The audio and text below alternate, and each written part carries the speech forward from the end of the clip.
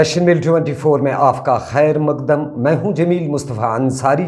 सबसे पहले नजर डालते हैं आज की सुर्खियों पर। आला सिक्योरिटी अफसरान की सरगर्म जंगजुओं के अफराद खाना से मुलाकात। हदबंदी अमल मुकम्मल होने के बाद असेंबली इंतखाबात मुनक्कद होंगे। लेफ्टिनेंट गवर्नर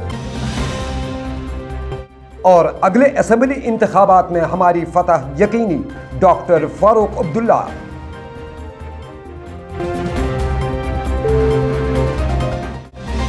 पेश है तफसील से खबरें। एक बड़ी अहम पेशरफ्त के बतौर पुलिस और फौज के आला अफसरान ने जनूबी कश्मीर में सरगर्म अस्करियत पसंदों के अफराद खाना से रब्ता किया और उनसे अपील की कि वो अपने बच्चों को कौमी दायरे में वापस लाएं। इतलात के मुताबिक 15वीं कोर के GOC DP पांडे और IGP कश्मीर विजय कुमार ने जनूबी जिला शुपियां में स्पोर्ट्स फेस्टिवल के इख्तितामी तकरीब के हाशिए पर जनूबी कश्मीर के सरगर्म अस्करियत पसंदों के अफराद खाना से बातचीत की। दोनों अफसरान ने उनसे अपील की कि वो अपने बच्चों को कौमी दायरे में वापस लाएं और उन्हें हर किस्म की मदद फराहम की जाएगी। आउटरीच प्रोग्राम के तहत यह पहला मौका है कि पुलिस और फौज के 2 सीनियर अफसरान ने जनूबी कश्मीर में अस्करियत पसंदों के वालिदैन के साथ इस तरह की बातचीत की। परिवारों की मासूम जो मुश्किल है वो मुझे समझ नहीं आती। लेकिन मैंने GOC वेक्टर से ये रिक्वेस्ट करी थी किसी तरीके से मैं आप लोगों से 1 to 1 हो जाऊं और मैं आपसे रिक्वेस्ट करूं कि अपने बच्चों को इस गफलत से निकालें, बाहर निकालें, चुपचाप निकालें। कैसे निकालें मुझे नहीं, आपके ऊपर, क्योंकि आपका बेटा। मगर हम ऑपरेशन के दौरान अगर किसी लड़के ने हथियार डाल दिए, हम गोली खा करके, इंजरी लेकर के, अपनी कैजुअलिटी लेकर के आपके एक एक बच्चे को बचाने को तैयार है।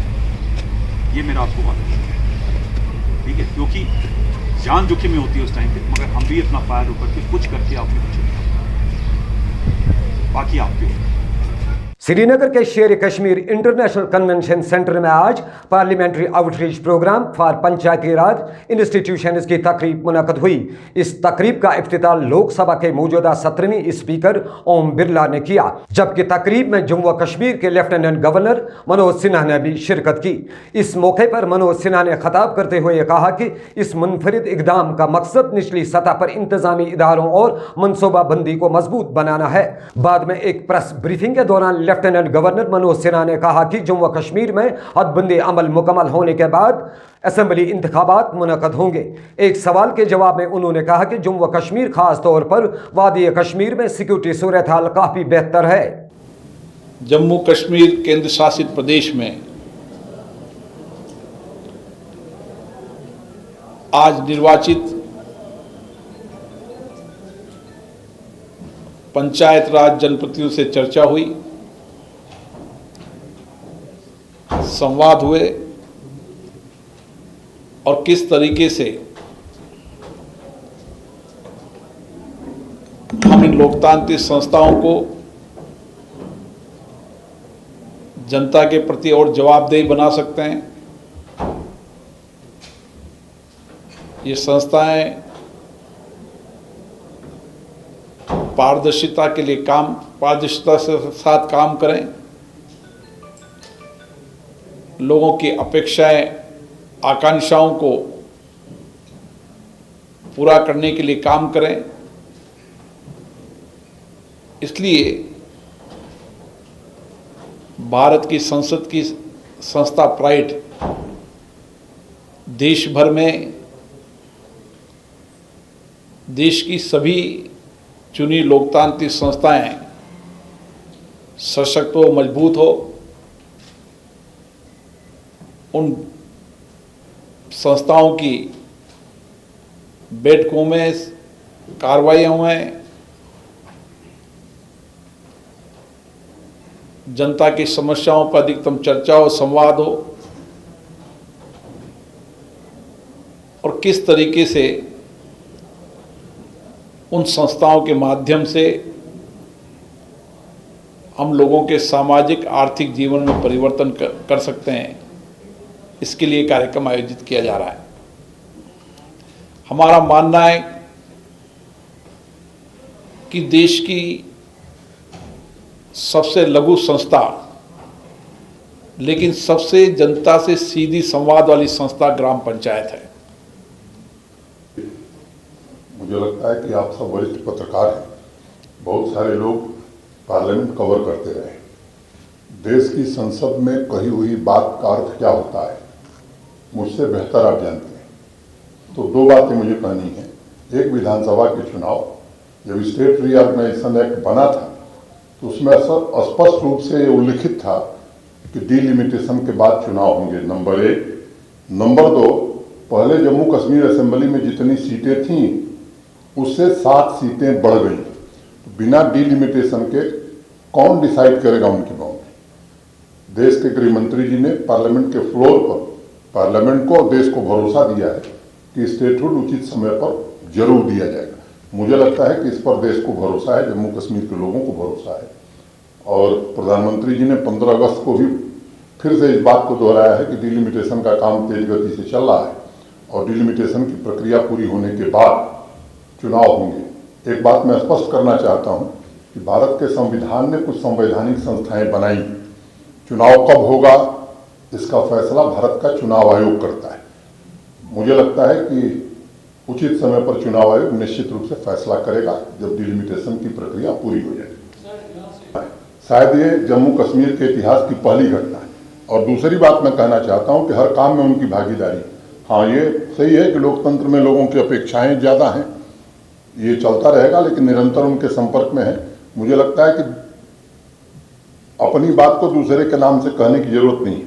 नेशनल कॉन्फ्रेंस के सदर डॉक्टर फारूक अब्दुल्ला ने दावा किया है कि जम्मू व कश्मीर में जब कभी भी असेंबली इंतखाबात मुनक्कद होंगे उनकी जमात क्लीन स्वीप करके अगली हुकूमत बनाएगी। SKICC में मुनक्कदा एक तकरीब के हाशिए पर नामा निगारों से बात करते हुए डॉक्टर फारूक अब्दुल्ला ने कहा कि दफ़ा 370 की तनसीख के बाद यहाँ हालात बेहतर हुए हैं या नहीं, इसका मुशाहदा आपको खुद करना होगा। मैं इस पर कोई बात नहीं करूँगा। एक सवाल के जवाब में उन्होंने कहा कि अफगानिस्तान की मौजूदा सूरत हाल के असरात पूरी दुनिया पर मुरतब होंगे। इससे कबल SKICC श्रीनगर में parliamentary outreach programme for Panchayati Raj institutions की तकरीब के दौरान डॉक्टर फारूक अब्दुल्ला ने पंचायती मेंबरों से खिताब करते हुए कहा था कि उन्हें पंचायती इंतखाबात का बाइकाट करने पर अफसोस है। जीतेंगे, ये मैं आपको कहना चाहता हूँ। हम लोग झंके की चौक में कहता हूँ, क्योंकि अगर ये ईमानदार इलेक्शन करेंगे तो national conference will be the biggest party here. नहीं, फोन ही नहीं, they will be accountable tomorrow for what they have done. आज वो अपने आप को बादशाह समझते हैं, वो बादशाह नहीं हैं, वो लोगों के गुलाम हैं। उनने लोगों के लिए काम करना है और जब तक वो ये नहीं सीखेंगे कि उनको लोगों के लिए काम करना है तब तक वो उसके सामने भी जवाब नहीं दे सकेंगे जहां उन्होंने एक दिन जाना है। जिस्मानी तौर नाखेज अफराद ने आज मुश्ताक प्रेस एनक्लेव श्रीनगर में जमा होकर अपने मुतालबात के हक में एहतजाज दर्ज किया। एहतजाजियों का कहना था कि जम्मू व कश्मीर सर्विस सिलेक्शन बोर्ड ने दर्ज चाहरों की असामियों को पुर करने के लिए उनका शॉर्ट लिस्ट अभी तक जाहिर नहीं किया है। इस मौके पर जम्मू व कश्मीर हैंडीकैप्ड एसोसिएशन के सदर अब्दुलरशीद भट्ट ने कहा कि हमें व्हील चेयर या ट्राई साइकिलों की जरूरत नहीं है, बल्कि हमें रोजगार चाहिए ताकि हम दूसरों की मदद भी कर सकें। State president Jammu Kashmir handicapped association आज का प्रोटेस्ट इसलिए हम कर रहे हैं कि SSRB ने हाल ही में आपको पता ही है कि मतलब क्लास 4 के जो पोस्ट निकाले हैं उसका एग्जाम भी किया गया है, उनका इंटरव्यू भी किया गया है और आज तक जिस्मानी तौर नाकिस लोगों का जो शॉर्ट लिस्ट है वो बंद रखा गया है, जबकि बाकी सबों का शॉर्ट लिस्ट शाया किया गया है और उनका इस वक्त वेरिफिकेशन भी चल रही है। मगर बदकिस्मती की वजह हमें ये समझ में नहीं आती कि इस तबके को जो कमज़ोर तबका है इसके साथ हमेशा SSRB क्यों नादार सलूक किया जाता है कि और SSRB को मजबूर करे कि इसका शॉर्ट लिस्ट जल्द अज जल्द निकाला जाए, वरना हम मतलब इससे सख्त से सख्त कोई कदम उठाने पर मजबूर न हो जाए। इधर NIT श्रीनगर में ज़ेर तालीम रिसर्च स्कॉलर ने अपने मुतालबात को लेकर एहतजाज किया। उन्होंने कहा कि गुज़श्ता 4 माह से वो माहाना वजीफे से महरूम हैं, जिसकी वजह से उनका तहकीकी काम मुतासिर हो रहा है।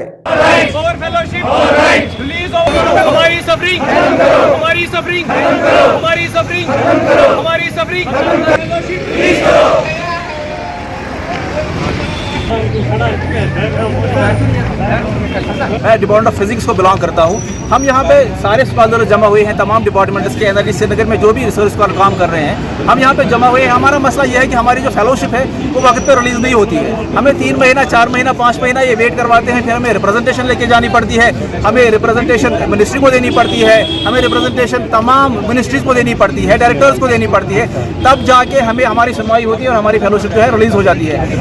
अब की बार भी जो है हमारी फेलोशिप 5 महीने से लटकी हुई है और हमें कोई सुनवाई इसमें नहीं हो रही है। हमने रिप्रेजेंटेशन दी बार बार को, मिनिस्ट्री को हमने लेटर लिखी और डायरेक्टर सर को हमने रिप्रेजेंटेशन दी, इनके थ्रू भी हमने मिनिस्ट्री को अप्रोच किया, लेकिन वो टच से मस नहीं हो रहे और हमारी फेलोशिप जो है रिलीज़ नहीं कर पा रहे हैं। हमारा जो ये रिसर्च है, रिसर्च एंड डेवलपमेंट, ये एक नेशन की बैकबोन होती है। जिस कंट्री में रिसर्च स्कॉलर्स के लिए फंडिंग ना हो, रिसर्च के लिए फंडिंग ना हो, तो मुझे बड़ा दुख होता है ये कहते हुए कि वो कंट्री जो है वो ज़्यादा डेवलप नहीं कर सकती है इस कॉम्पिटिटिव वर्ल्ड में। इस दौरान कश्मीर यूनिवर्सिटी के तलबा ने भी अपने मुतालबात को लेकर एहतजाज किया। वो वर्चुअल मोड के जरिए इम्तिहानात मुनक़द करने का मुतालबा कर रहे थे।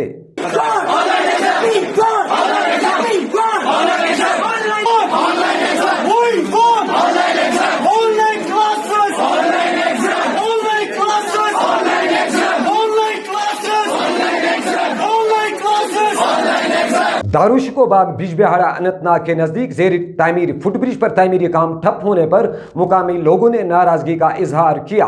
मुकामी लोगों के मुताबिक 3,83,000 रुपये लागत से तामीर किए जा रहे फुटब्रिज पर गुज़श्ता कई बरसों से नामालूम वजूहात की बिना पर तामीरी काम रुका हुआ है। उन्होंने मुतालबा किया कि तामीरी काम को दोबारा शुरू करके इस प्रोजेक्ट को पाए तकमील तक पहुँचाया जाए ताकि लोगों को राहत मिले।